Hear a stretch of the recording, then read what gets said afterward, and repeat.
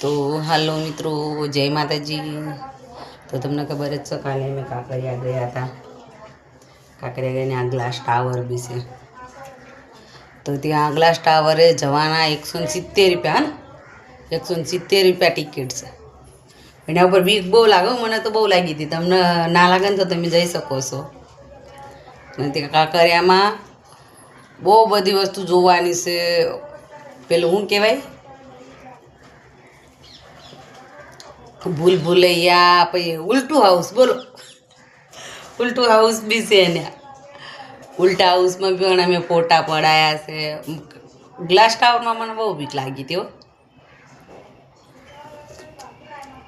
તો પણ ફોટા તો અમે પાડ્યા જ છે, થોડા 2-3. પછી તો હું આ બાજુ લિફ્ટ હોય ને, લિફ્ટના એરિયામાં ઊભી રહેતી છોકરાઓને. મારી છોકરી મોટીનો બર્થડે હતો ને, તેના પપ્પા અને મારી છોકરીઓને એ બધા ફરતા હરતા હતા ને એ મને ખેંચી લઈ જતા હતા. પણ મને બહુ ડર લાગતો હતો એટલે હું ના ગઈ. એ લોકો બધા જતા હતા. પછી ડાયનાસોર પાર્કમાં કાંઈ છે નહીં. ઘડી વઘડી જવું હોય તો 100 રૂપિયા ટિકિટ. 2 મિનિટ જ થાય ત્યાં. 8 થી 10 ડાયનાસોર હશે. આમ લાઇટિંગ અંદર ગોઠવું છે તો ફરતા હશે. એક અંદર એમનું બચ્ચું લીધેલું મોઢામાં, એવું બધું છે. તો ડાયનાસોર પાર્કમાં 100 રૂપિયા બગાડવા જવાની જરૂર નથી. એ કાંઈ જરૂરી નથી. તો તમારે જવું હોય તો જઈ શકો છો. અને હું તો અમદાવાદમાં જ રહું છું. અને મારા ઘરેથી પગપાળા જઈએ ને તો 10 મિનિટનો જ રસ્તો છે.